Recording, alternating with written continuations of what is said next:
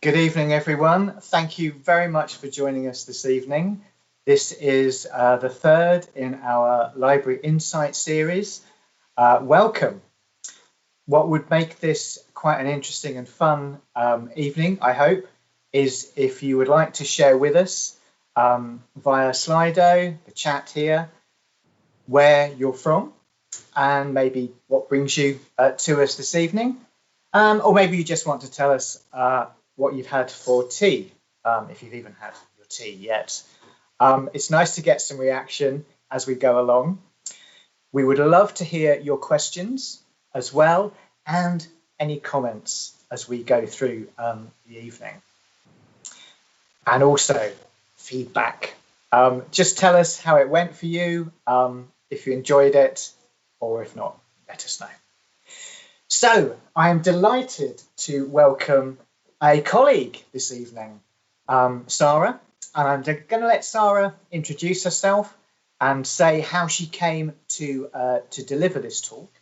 I was extremely lucky because Sara presented a talk similar to the one tonight to staff at the Wellcome Collection, and when I saw it, I thought this really does deserve to be shared with a wider audience. So the format this evening is we are going to hand over to Sara in just a sec. She's going to give us a talk with plenty of illustrations and slides. And then Sara and I are going to have a little bit of interaction, not an interview, a sort of mini chat where we're going to very likely touch on some subjects of, how the world is coping at the moment, and we're going to talk very briefly about sort of maybe the differences between maybe the UK and Italy, because we both had a bit of experience across those countries in a very sort of non-expert way. And then finally, I do hope we have plenty of time for you to submit any questions, and we can respond to those as we go. So I hope that's clear. Sit back, relax. Just to describe myself, I am a white male with dark hair. I'm wearing glasses and I've got a blue shirt. My name is Danny, if I didn't mention that, and I'm the engagement officer for the Wellcome Collection. So that's me. Perhaps I can hand over to Sara now to just describe how she looks for those that are maybe visually impaired, and then over to Sara for faith-based response to epidemics. Thank you. Thank you, Danny. And thank you everyone for joining us for this talk tonight. So to describe myself, I'm a white female. I have long brown hair, brown eyes, and tonight I'm wearing a black floral shirt. So as Danny has already mentioned, we are going to talk about how faith and religions have influenced responses to the epidemic in the past, and how these reactions have been represented, specifically in 18th, mainly 19th century Christian Italian prints. We will look closely at a few items from the collection throughout these presentations, including etchings and lithographs made after medieval banners and ex-voto. There will also be the occasion to reflect on how humanity has turned to religion and art throughout history as an outlet for emotions as a result of tragic events such as epidemics and pandemics. And there will be also the chance to find similarities and talk about very briefly, but similarities between early pandemics reactions and recent social reaction to COVID-19 pandemic. All the artworks that you will see today are religious in nature, as well as the majority of early European plague images. And some were commissioned to give thanks for or to pray for spiritual and physical safety from epidemic outbreaks. Okay, so just to give you, introduce myself as well, I want to tell you a bit more about who I am. And how I came to Wellcome and what my background is. So I am an Italian, as you may have gathered from my accent, Italian art historian.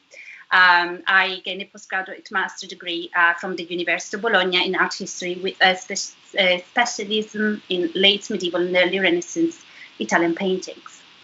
I moved to the UK in 2011, the same year of my graduation, and decided for a career in the museum sector. And here I became a collection management professional and inventory documentation manager, and currently I'm collection auditor at Wellcome. I'm going to tell you a bit more about that in a minute. So I joined Wellcome in March 2019, and my role, as I said, is collection auditor. And although this doesn't sound very exciting, my job is very exciting, I can assure you. And I am collection auditor for prints, drawings, paintings, and photographs. Therefore, visual material collections, which were formerly known as Iconography collection here at Wellcome. I'm responsible for the inventory of these collections, and I'm part of a team of 4 people. Basically, what we do, we get the actual chance to physically go through, work in the stores and open boxes, open drawers, and look at the objects, handle the objects, and discover beautiful gems, of course, because we do have beautiful gems in our collection here at Wellcome. And we look at material that is both catalogued and uncatalogued. So for the material that is catalogued, we make sure that the information that we have in our collection database are accurate. Those information are also the same information that you will find in the collection online when you go onto Wellcome and you search a catalogue. So we do want to make sure that those informations are correct. And when it comes to uncatalogued material, we try to capture core elements information about this object, setting the foundations for future cataloguing that will happen in a couple of years. Okay, so quick disclaimer before we start. This doesn't want to be an academic piece of research. I'm not an academic. I just have a postgraduate degree.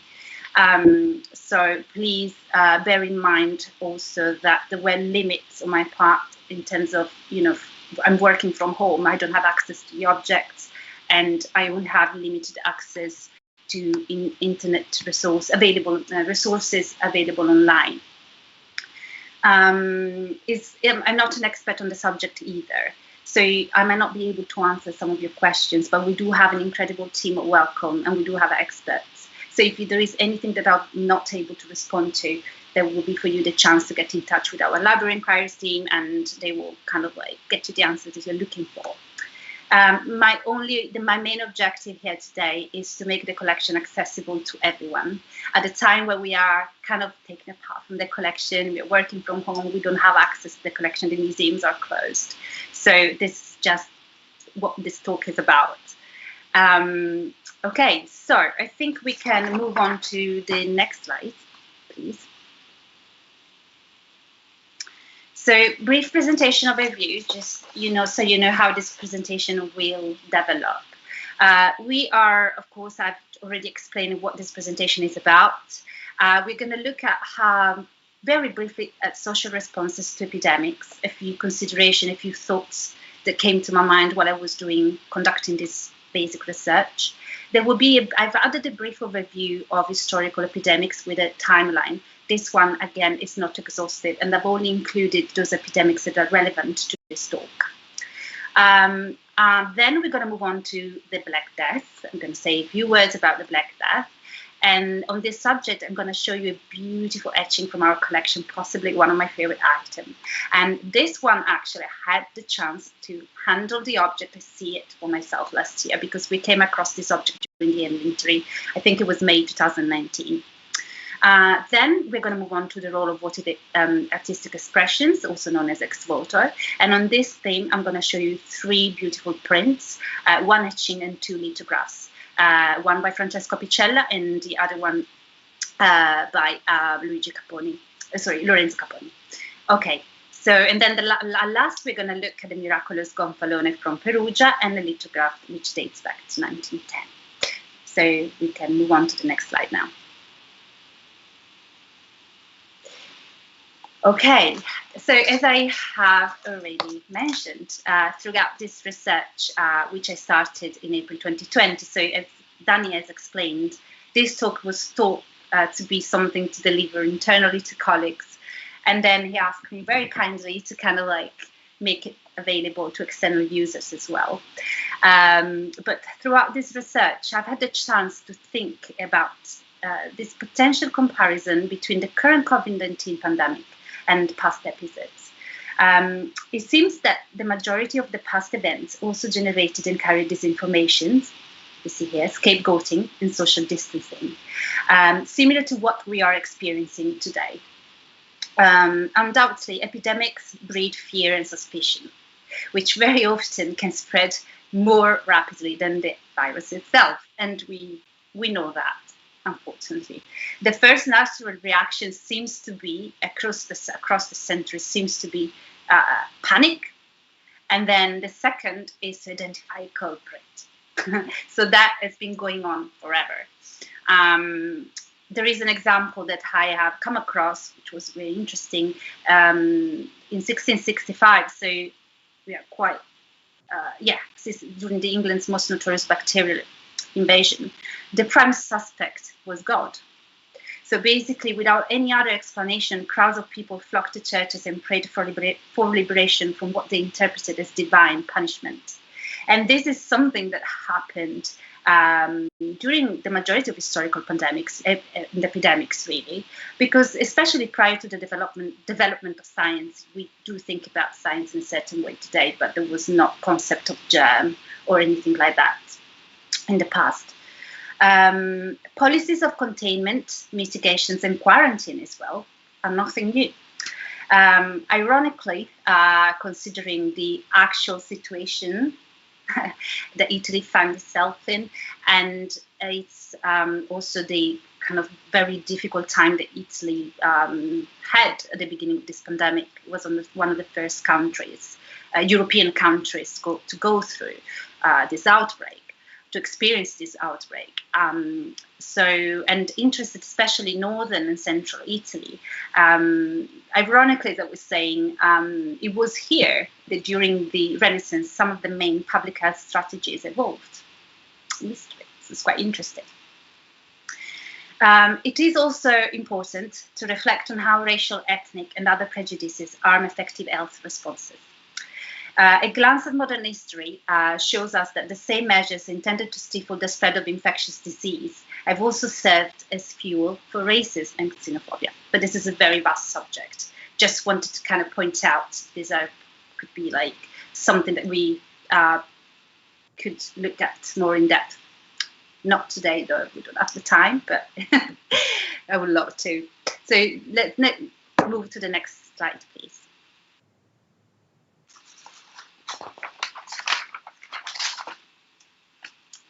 Okay, so this one is the very short and not exhaustive at all timeline, but I've picked these ones, particular ones, because I thought they were kind of relevant to today's talk and the object I'm going to show you. So as I mentioned, we're going to start talking. The first object I will show you relates to the Black Death, the 14th century. I have included the Plague of Athens here and the Plague of Rome, also known as Antonine Plague, because I wanted to tell you, if you're not familiar with the subject, that the Black Death was not the first outbreak. That was not the first epidemic, in this historical epidemic. We do have actually records of prehistoric epidemic. In fact, we do have finds, archaeological finds in China that kind of like tells us that there was an outbreak in a certain village. And the Plague of Athens as well, from 430 before Christ, was happened not long after war between Athens and Sparta, and lasted for 5 years. And it was quite a big thing, actually. Some estimate the death toll to be as high as 100,000 people. And we do have records of these epidemics, which were given to us by Thucydides, who describes the effects of the plague on people in his history of Peloponnesian War. And then we got, of course, the plague of Rome, which again, I think dates to 165 and 180 AD. And yes, this epidemic contributed to the end of the Pax Romana, which was a kind of like a period that went from 27 before Christ to 180 AD, when Rome was at the height of its power. So it was something that kind of affected the Roman Empire quite significantly as well.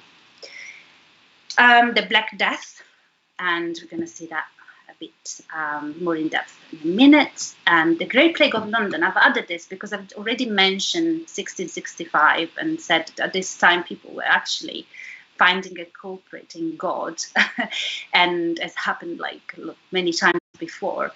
And it kind of like it sits within the range of time that we're gonna talk about today. And the first and third cholera pandemic, 19th century, I'm going to show you a print that relates to one of these cholera waves that interested Naples in 1884. So yes, if you could please move on to the next slide, please.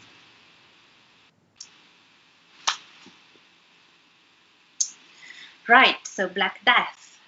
We might all be quite familiar with the subject. I'm just going to say a few things, try not to bore you. The Black Death is devastated the world between 1346 and 1353, and spreading from Central Asia to China, India, and Russia, and left behind an undeniable sense of despair. This sense of despair translated in quite strong and reinforced realism in art, and manifested in many cultural and artistic forms. We need to think about the fact that the idea of death and religion changed dramatically at this point. Before the Black Death, in fact, after the conversion of Constantine, we remember that Europe was open to Christianity, and this had a profound effect on art. Churches and monasteries were covered in inscriptions, paintings, and sculpture, where death was represented as a passage between life and earth and the illumination. Yes. And after the Black Death, death becomes feared and sometimes considered God's punishment for humanity's sin. And this is the time when we also start seeing quite strong death iconography. Most historians interpret the emergence of the radical death iconography as a manifestation of the traumas that people suffered during the plague epidemic. However, we need to consider this iconography as something that also reflected the passion for life that people were kind of acquiring, how strongly people were attached to it, and how bitter it was to lose it. So when we talk about Black Death, we need to consider the limits of medical science and the fact that plague was not seen as a medical problem by medieval people. This is quite important. In fact, at this time, there was no concept of germs whatsoever, and this was affirmed by the ineffectiveness of doctors' action to prevent death and halt the spread of the plague. We do have a passage by Giovanni Boccaccio, which tells us that the cure of these maladies, nor counsel of physician nor virtue of any medicine appear to avail profit. And that is how I'm going to link to the first object from the collection. So if we can move on to the next slide, please. Okay. So this object is a beautiful etching. As I said, one of my favorite items in the collection. Is quite large. I was lucky enough to kind of come across this object during the inventory last year. So I was lucky enough to kind of like be able to see it in person. And it is a beautiful etching by Luigi Sabatelli, which dates back to circa 1802, 1810. It's recorded in our catalogue as the Plague of Florence in 1348, as described in Boccaccio's Decameron. And the drawing and etching are both by Luigi Sabatelli, And this print is very well documented in the artist's letter. It was begun early 81 and sent to the printer on 5th of January 1802, and remains Sabatelli's most famous work. It's based on the Decameron description of the plague, which devastated Florence in 1348. And although this is a much later representation of an early event, Luigi Sabatelli, we remember he was active around the end of the 18th century. But despite this representation is based on a literary source, which is Boccaccio's Decameron. Boccaccio lived at the time of the plague. So it makes the artwork quite interesting. An Italian art historian, Beatrice Palozzo Strozzi, who was director at the Museum of Bargello until 2014, tells us that of the existence of several states for this print, but also about the difficulty of establishing an exact chronology for them. There are also several preparatory drawings that relates to these artworks, and some of these can be found at the Modern Art Gallery of Rome. Also, this artwork appeared on an important Italian periodic titled called L'Illustrazione Italiana in 1877. So a quite important piece of art by this artist, printmaker Luigi Sabatelli, who was born in Florence in 1772. At the time when artists were trying to take a distance from Baroque towards Neoclassicism. It's doing the same here, but with very visually strong representations and grandeur. He was quite esteemed for his ink drawings mainly. It is theatrical composition and dramatic composition as well. And you have all those elements together in just one print, which is amazing. And it's kind of like it's easy to it's easy to notice the influence of Michelangelo as well. If you look at the main nudes of the dead people in the foreground, you will notice that as well. And this is something that has characterized the work of Luigi Sabatelli. This etching depicts three priests with censers on a raised rock above a mass of dying people. On the right, we see an arch, and on the left bottom corner, left foreground, we see Boccaccio holding a book standing with three others. The most dramatic element here, we think, is the gesture of the friar blessing sick people with holy water to reinforce the idea of the need to turn to faith in support of the church. As explained by many, this pestilence was brought about because of the people's many sins, forcing men and women to recognize the fragility of life and to scrutinize it more closely. Okay, so let's move on to the next slide, please. Talking about artistic votive popular expressions, also known as ex-voto, I'm going to say a few words here to just explain what ex-voto are, and then I'm going to show you three beautiful pieces from the collection. So the custom of preparing artistic votive expressions is something that goes back to prehistory, actually. In fact, we have evidence of ex-voto offered by believers to pagan gods, found in prehistoric archaeological sites. Furthermore, several finds from ancient Greek and Roman worlds, which can be observed in our museums. We do have quite a lot of them. This custom and tradition was maintained and actually reinforced with Christianity, if we think about that. In these environments, the believer resorted to faith when medicine showed its limits. For the above reasons, while epidemics were occurring, the requests for clemency were numerous, and these petitions could be both individual and collective. By means of votive offerings or ex-voto, the believer gave the evidence of the received grace to the thaumaturgical saint, and thaumaturgical means something that concerns the actual performance of miracle. So through this act, this perpetual, if it can be called like that, link between the believer and saints or the Holy Virgin, as we will see, was kind of created, and the strong request for communion was transmitted.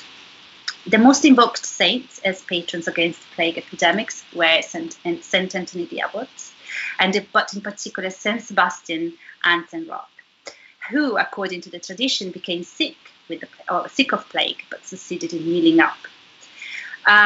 This ex-voto or votive expressions are very common and popular, especially in Latin countries.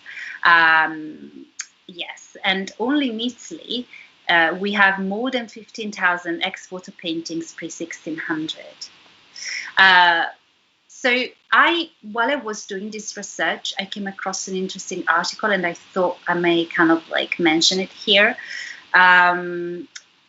because it made me reflect on the role of this ex-voto have in contemporary scientific studies as well. So they are not just historical like artworks, and we don't just look at them in an art historical way. But there was a study from the University of Siena where researchers studied 6,231 of this ex-voto, and they were able to rebuild a database of epidemiological events and past diseases through the study of morbidity, and I found that very interesting. Okay, so let's move on to the next slide, please.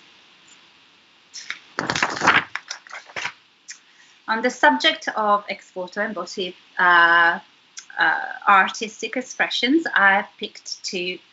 Actually three. I'm going to start from this one. So this one is a beautiful etching by Lorenzo Capponi, which dates back to 1850, and it's recorded in our catalogue as the Virgin of Succor, venerated in the sanctuary in the Borgo of San Pietro in Bologna. Appears above the town and is asked by Saints Peter, Paul, Roch, and Sebastian to liberate the town from the plague of 1527. I'm going to give you a bit of context here. I've done some research, found kind of controversial information about this outbreak in Bologna. Bologna, by the way, is just an hour from my hometown, and I studied there, so I'm kind of like quite close to this place. So in the year 1527, following the invasion of Italy by the Landsknecht, the bubonic plague appeared in the country again. So we know that we have records that tells us that in 1527, believers held a procession from the sanctuary of the Madonna del Soccorso, the Virgin of Succor, through the city as far as the church of San Roch. The reason for this practice seems to have linked to the plague epidemic, and this happened after some cases of plague observed in Borgo San Pietro were kind of found, and this was seen as a way to ask for salvation and liberation from the plague. There is also evidence from painter Francesco Cavazzoni that the inhabitants asked the Virgin for protection. I find quite interesting information about it. And they did that with a huge mass gathering, which is something they would avoid during epidemics and pandemics in general nowadays. But they were just thinking about gathering and asking for liberations. So they, around Easter time, they gathered together wearing clothes made out of canvas bags, reciting the prayer Stabat Mater, and they walked to the church of San Roch, taking this wooden sculpture with them, the sculpture of the Virgin of Succor. When the plague was over, this became an annual tradition as a thanksgiving for the divine intercession. After several decades, we have some reports by authors from Bologna who were not actually witnesses to the facts, but a bit later, that the epidemic had involved 12,000 out of a total population of around 60,000 inhabitants at that time. There have been some researchers recently who have evaluated actually the situation, starting from the demographic data concerning the citizens in Bologna during the 15th, 16th, and 17th century, and they were unable to find any public notices actually from the city authorities in the year 1527 aiming to counteract a plague epidemic. So the investigation found elements to support an outbreak of this disease. Actually, they found out that throughout the 16th century until 1590, the population grew significantly. And there were no public notices with specific laws enacted to deal with the plague. So, however, it remains possible that the area in question, in this area, particularly San Pietro, the Borgo of San Pietro, some episode of plague occurred. But it was fortunately a microepidemic which involved the very poor area of the city, and that the disease was kind of like self-limited quite easily. Despite these uncertainties, the episode proved very important, since in the district of Bologna and around the wooden image of the Madonna del Soccorso, a confraternity took place, and its activities continued at least until the year 1798. This group of citizens also played a major role in many charitable activities to aid the inhabitants of Bologna during a difficult historical period, namely the Protestant Reformation, and contributed to strengthen the faith of Catholic believers. So this particular etching, looking at the representation and iconography, we see, of course, the Virgin with the Saints Sebastian, Roch, Paul, and Peter.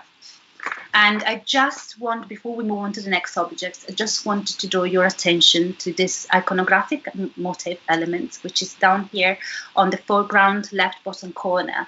So the motif of the infant suckling his dead mother in the left foreground, derived from Marcantonio's Raimondi's engraving after a lost cartoon by Raphael, known as Il Morbetto, which was one of the most influential plague composition in Italy. We do have an impression of that same print in our collection. So please, as soon as the Wellcome Collection reopens, feel free to come and request the object and come and see it for yourself. Also, this motif comes, appears in many other important paintings, and there is, I can just mention one, the one by the Flemish painter Michael Sweerts, which dates back to 1652-54, titled Plague in an Ancient City. We do think that that could kind of represent the actual plague in Athens that we've mentioned at the beginning. And this same motive of the infant suckling his dead mother returns. We do have a print after that painting, and the print is beautiful. I couldn't include it in this presentation because we are exclusively talking about Italian printmakers today. But again, if you get the chance, I would recommend to come and see the object. Now we can move on to the next slide, please. Okay, so this is the lithograph by Francesco Picella, dated 1884, and is recorded in our catalogue as Saint Mary with the Christ Child and Saint Gaetano, Roch, Saint Martin, Saint Gennarius, with scenes from a cholera epidemic below. So again, to give you a bit of historical context, I'm going to say a few words about Naples and in the 19th century. At this point, this town was a crowded and quite poor city, and the largest in Italy, actually. When it was deprived of its role as a regional capital in 1861, taxes flowed northward, leaving Neapolitans to scrape a living by all sorts of marginal activities, some legal, other outside the law. Public health was miserable. And the physicians of Naples, which actually enjoyed the prestigious position as one of the foremost medical centers of the nation, served only the rich. So by comparison with older epidemics, the losses were not great, but panic was widespread, and the city's efforts to cope with the disease, also very often using high-handed police methods to deliver infected persons to special cholera hospitals, all of this aroused intense resistance and insurrections, of course. And the city's poor concluded that the cholera was a diabolical plot for getting rid of them by poisoning, and viewed the high and mighty physician as their appointed executioners. So it's I didn't know that. So I learned that. So this ex-voto depicts St. Mary, as I said, with saints, Gaetano, Roch, Martin, Gennarius, and was made by an important printmaker, lithographer, quite famous at that time, Francesco Picella, who created sacred images on paper in the 19th century and in the first half of the 20th century. In Naples, it was active in Naples, and it was part of those circles of families of called sacred Napolitan printers. It was specialized in votive prints, and his artworks were very well received in Sicily. In fact, we have many Sicilian collections holding Apicella's votive print. His prints are actually known for the vivid colors that were used to attract the attention of the observer towards iconographic details. Now, this one here is black and white. It's just a lithograph. So I think this could be one of actually be an unfinished work by Francesco Apicella. If that is the case, because he would kind of like produce the lithograph and then color the lithograph with watercolors. So possibly he didn't get to that stage, or this one was just not colored. So he received very important commissions in Sicily as well, and it was very well known as a lithographer. And his studio is recorded in between 1881 and 1905 in Via San Gregorio and San Biagio in Naples. Okay, we're going to move on to the next and last object from the collection. Next slide, please. Okay, so the Miraculous gonfalone from Perugia, one of my favorite. So this one here is not actually the object that we have in the collection. This is the original gonfalone, and I'm going to say in a minute what gonfaloni are. But we do have a reproduction, a lithograph. Again, that will be next slide, but we're going to stop here for a moment. I'm going to tell you a bit more about this gonfaloni. So gonfaloni were processional banners, and of course used in processions, specifically from Perugia, and they get this name gonfaloni from contemporary sources and documents. The most famous ones are the plague banners, and their size and iconography make them exceptional, and their survival means that they have attracted attention over the centuries. Some of these are quite old. And actually, this one is the first known plague gonfalone, and dates back to 1464, and this in the it's the one in the church of San Francesco al Prato in Perugia. It's not the only one of this kind, but there are a family of images of this kind exist. But the other banners are quite generally smaller and slightly different. They were pretty much occasional banners made for use in penitential processions during plague outbreaks, and became inscribed with beneficent, miraculous effect of having overcome those events. This one specifically is attributed to Benedetto Bonfigli or his workshop, and was painted for the chapel of the Confraternita della Santissima Concezione, and is now, as I said, recorded in the Church of San Francesco al Prato in Perugia. The original is oil on canvas, and measures 290 by 180 centimeters, quite big. And it shows 8 saints, amongst which St. Lawrence and Louis of Toulouse, and St. Sebastian, here, of course, and Sebastian is always there, on the right, interceding on behalf of the devout Perugians kneeling. A few words about Benedetto Bonfigli, who was almost certainly born in Perugia, and where he held public office in 1466 and 1471. According to Giorgio Vasari, he was the most highly esteemed painter in the region up to the time of Perugino. His first documented work was a panel, which is now lost, of the Virgin and 2 angels that was commissioned in 1445 for a chapel near San Pietro. Pope Nicholas V summoned him to Rome in 1446 to decorate various rooms in the Vatican Palace. Payment for this work is documented in 1450, but unfortunately no trace of it survives. Next slide, please.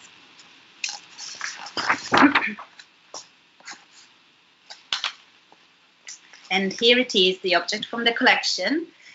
So this is a reproduction of the original gonfalone banner, and it's recorded in our catalogue as the Virgin of Mercy responding to the intercessions of saints by protecting people from arrows, symbolizing disease.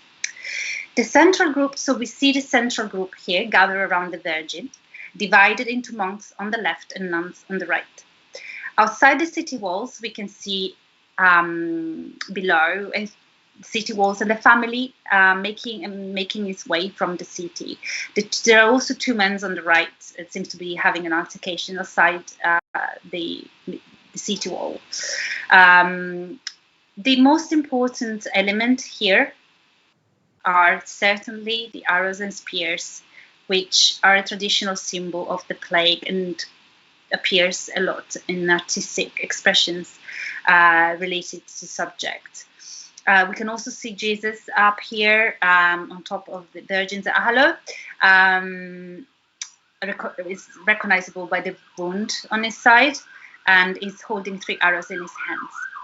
There are also standing between 2 angels. We've got justice and mercy. And all hallows here, by the way, are inscribed. So it's amazing. So we can see that the Virgin is kind of protecting the people and the town from the plague, which is symbolized by arrows and spears.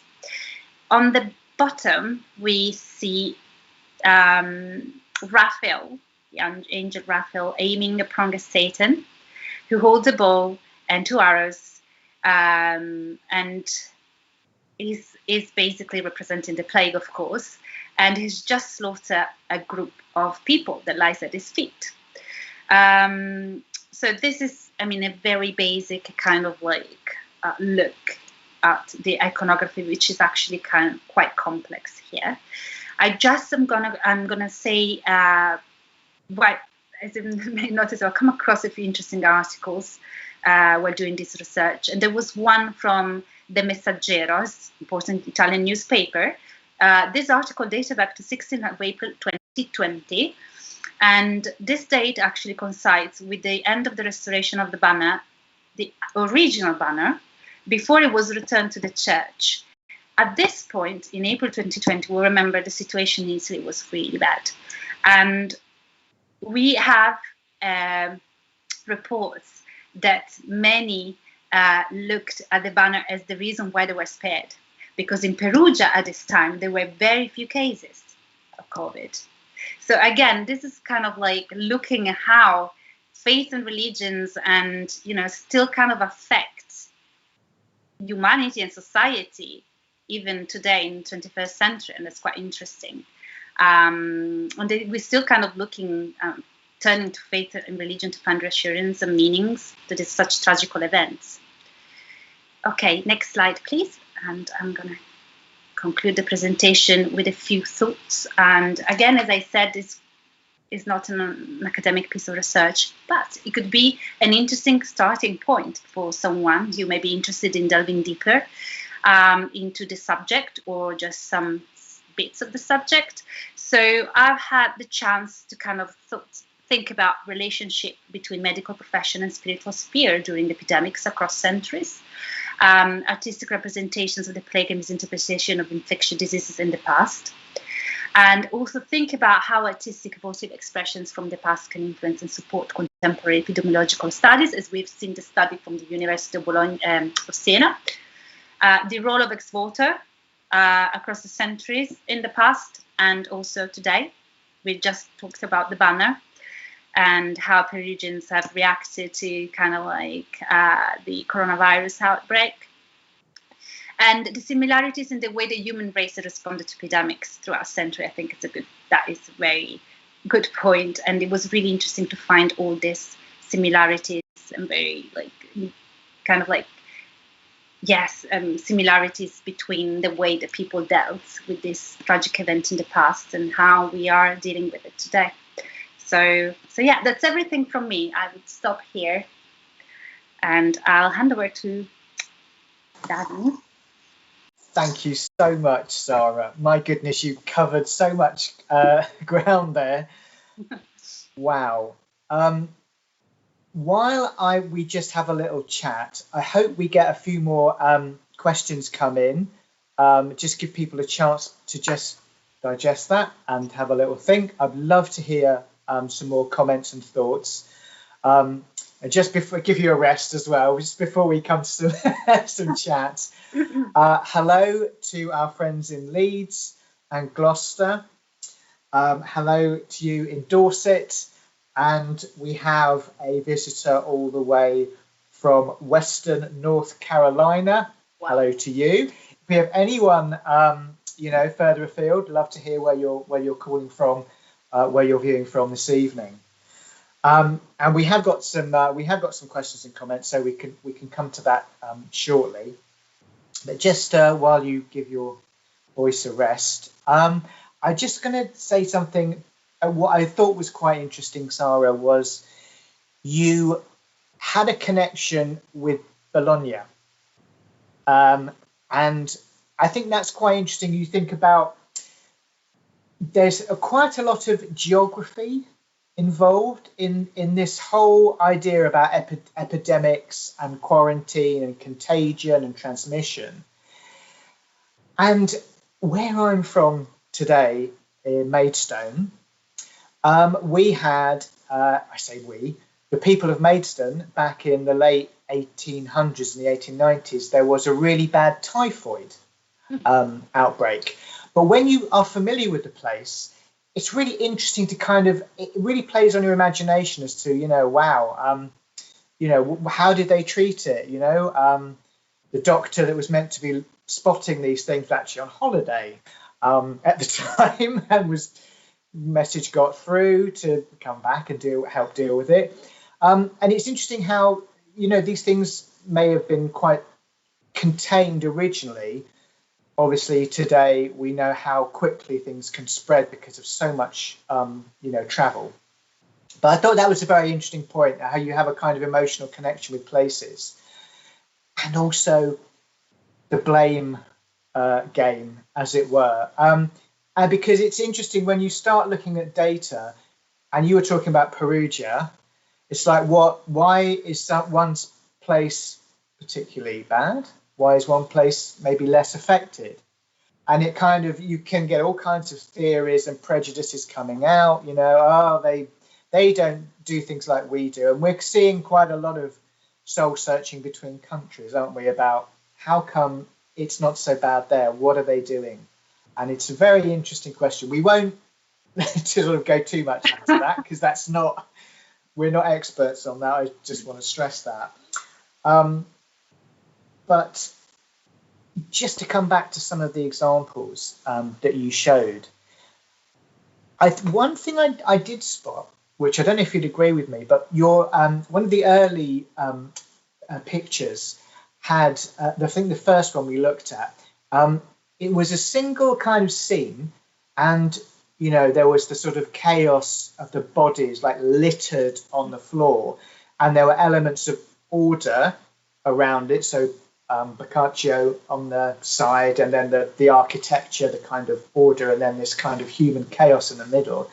But I noticed as we got to some of the later pictures, you had some interesting sort of compositions. There was a sort of saintly group at the top, or the Virgin Mary at the top. But then there were kind of like little narratives in different spaces going on underneath. And just wondered what you thought of that. Is that peculiar to? I wonder if it's peculiar to prints. Maybe you don't see so much of that in painting. That is peculiar. Sorry, Danny. Yeah, no, I think that is peculiar. There may be other reasons that I'm sure there are, but one of the distinctions that I made was between the first print that I showed, which was based on a literary source, and the other three, which actually were votive expression and ex-voto. And so it's actually something that it's kind of peculiar to ex-voto. So particular artistic expressions that is made has the aim to kind of like ask for liberation and from an event such as an epidemic, and ask for the miracle intercessions, the saints, the virgin. So that is a kind of like traditional kind of layout that this ex-voto have. So I may say, and just for those that may not be so familiar with that term, ex-voto is kind of like a sort of physical prayer offering. Sorry? Is it like a physical prayer offering? It's like an appeal through an object or a painting. It could be a sculpture, because I know we've got some in the collection, some very old clay votives. We do have, absolutely. Yeah, it can be anything. It's votive expressions, and it's So now at the time, like today, now we're treating it as artworks, as artistic expressions, but they had other meanings when they were created. Yes, it could be a sculpture, could be a painting, could be anything. Brilliant, thank you. So there's a nice comment here. Interesting that the poor thought it was a plot to get rid of them. Sounds like social media today in some respects. So much, theories and ideas without foundation around. So that was really interesting. Yeah, that was a discovery for you as well. I agree. That was a discovery for me, yes. And, I'm not an expert, as I said, on the subject. Yes, I'm an art historian, but, I don't know everything. And so going through this kind of trying to put together a social and historical context for Naples, for example, in 1884, very specific time. It was very interesting to kind of learn about that. And yeah, I had the same thought, actually. And same thing that goes for finding a culprit. First thing you do, and I have to say, I'm not,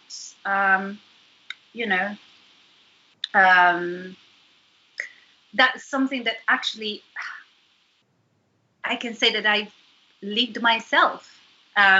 Sometimes, those days when you get overwhelmed, you're like, why is this happening here? And why are they doing so well? Why we're not doing it? And that's kind of like the kind of anxiety and all the things that are coming up because you are overwhelmed. And me being in this country, I remember the beginning when the thing happened in Italy, I was really upset and really angry. And I was like, what is happening?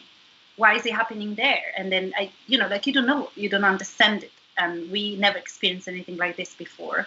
So I kind of when I was reading and going through this, and it's like, okay, yeah, I agree with everything. It's just repeating itself. Thank you for your sharing your personal experience as well, because I know you have been back to Italy and you've had a chance to sort of compare how different societies respond, and it must throw up a lot of questions and anxieties about what's happening, what isn't happening, and comparing them. We're getting some questions, so I'd like to come to this one next, if I may. So is it known how these kinds of prints were used? Were they owned, carried, like protective amulets? That's a good question. It's like, how were these things used? Do you know? No, I don't know for sure. I don't know for sure. I know there were reproductions of, much earlier. So the first one that I've shown by Luigi Sabatelli, that is a bit of a different thing. That is an actual kind of revisitations and based on a literary source. So it's an artwork in itself, and it didn't have any specific. I mean, I don't think it had any specific kind of any specific role in that sense. But the ex-voto could have been carried, could have been produced to be kind of disseminated, and you have the original, which is in a church or something that is created after the painting, and you want to create a more kind of accessible artwork for people to get their hand on. And yeah, I mean there are a few theories on that. I can't be sure though. These are just my theories.